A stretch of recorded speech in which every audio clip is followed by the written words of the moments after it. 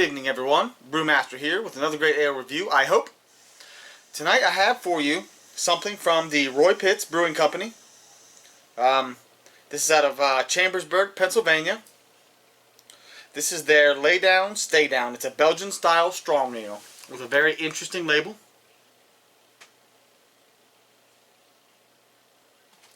I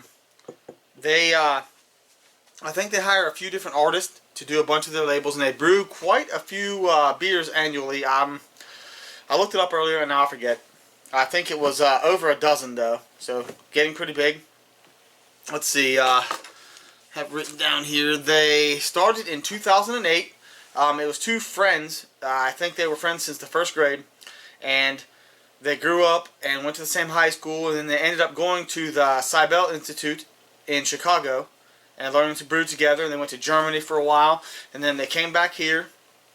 I think they got a bank loan, it said, for $70,000, and had a private investor for about $40,000. They started up what is now the Pitz Brewing Company. It has since grown quite a bit, and in a pretty short time, since only 2008.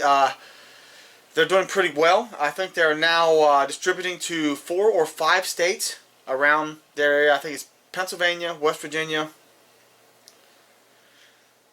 I honestly forget. I think it was Pennsylvania, West Virginia, Ohio, Maryland, and Illinois, perhaps. I might be wrong. But they seem, like I said, they seem to be doing pretty well for a very young brewery. I've only tried a couple things so far from them, and I've liked them both. This one comes in at 9% ABV, so pretty typical of a Belgian strong ale. Now, Beer Advocate had no ratings whatsoever for this. Well, they had a few ratings, but not enough to score it anyway. The Bros didn't have a score, and it did not have an overall score. Rate Beer, on the other hand, had an overall of 57 and 42 for the style.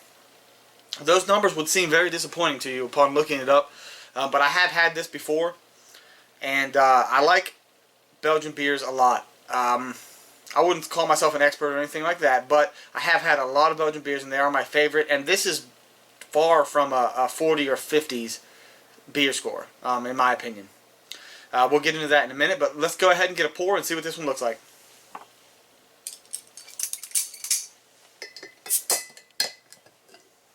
A little bit of smoke coming out of there, not too much though.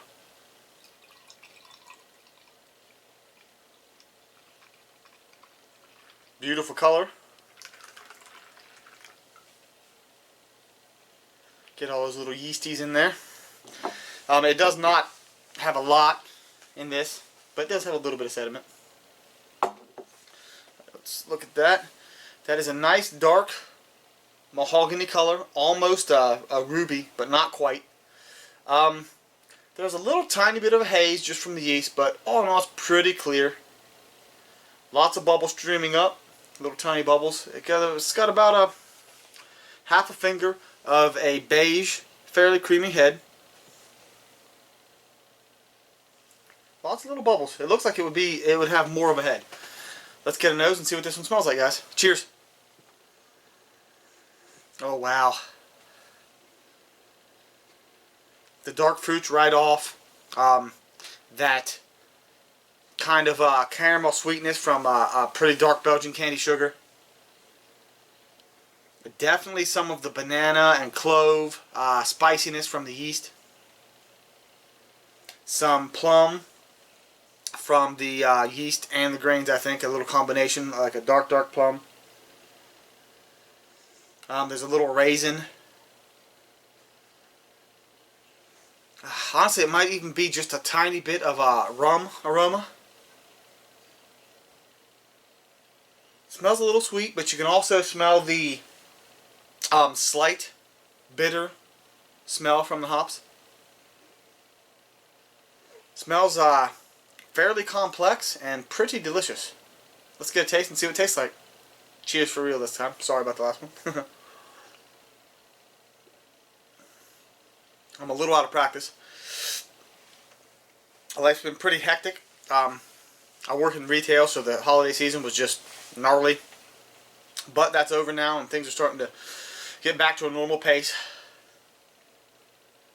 Smells so good.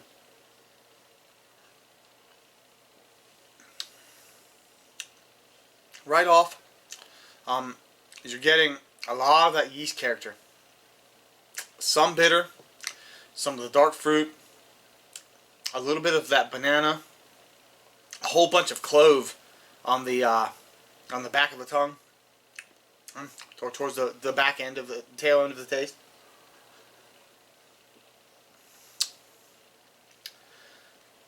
There's also a little bit of that rum, a little bit of a warming from the alcohol. Not too bad, it's not too boozy, but you can tell it's 9%. I mean, it hides it fairly well, but there's a little bit of the raisin, a little bit of a dry, biscuity sort of a flavor. I'm assuming from probably some sort of either a biscuit malt or a crystal malt. Fairly heavy mouthfeel. Now, it does not finish clean. It leaves a bit of a... I hate to say cloying because that kind of denotes a negative aspect to the taste, but a kind of cloying sort of a sweetness. It kind of sticks. And then there's the bitterness from the hops and from the yeast. All in all, very pleasant. Honestly, like I said, from Rate Beer, I think this was kind of unfairly scored myself. I don't think it's like an A+ beer when it comes to a Belgian dark ale style, strong ale style, but I would have to give this probably an overall of somewhere around a 75, 77, right in there. I mean, it's good. A nice strong C, almost a B. It's definitely drinkable. The price point was right. It's affordable. I think the one thing that probably is turning some people off from this being a Belgian style is it's got a lot more bitter than some of the Belgian strong ales and quads and that sorts of thing. I think it's from whatever kind of yeast they're using in this one. It comes through a lot with that really yeasty bitterness. It's not really the hops, I don't believe. It might be. I may be wrong, but I don't think so. I think this is a lot of the yeasty bite, and I think a lot of people aren't used to that. They're more used to the fruity esters in the Belgian styles, but this one has some bitter esters of some sort. And I'm fine with it, but some people probably would find it a little unpleasant. So that's probably the reason, I think, for the lower scoring. All in all, like I said, a nice C+, a good beer. Definitely something I will pick up again. I'm sure I'll drink. It's here locally. And when I want something Belgian style where I can get a few of them for a decent price, it's a good deal to me. As always, guys, please hit that like button if you liked the video. Don't forget to subscribe. Leave any comments in the box below of anything you'd like me to try or like me to get. I've got a lot of stuff coming into my area. From what I hear, New Belgium should be here in the next couple of weeks. I'm pretty excited about that. They have a lot of stuff I'd like to try.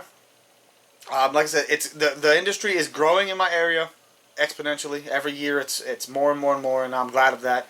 I hope it continues. I hope Big Beer does not ever conquer the craft brewing scene, and I don't think it will. The industry is pretty strong now and fairly united, despite a few minor lawsuits, most of which were handled amongst the small breweries themselves, without too much lawyer intervention. So I'm pretty proud of that. So all in all, I think it's doing well, and I hope it continues to do well. I hope to be here for a long time reviewing some great ales for you guys. I've had a lot of fun doing it, and I hope you guys have had fun watching. Have a great evening, guys. Cheers.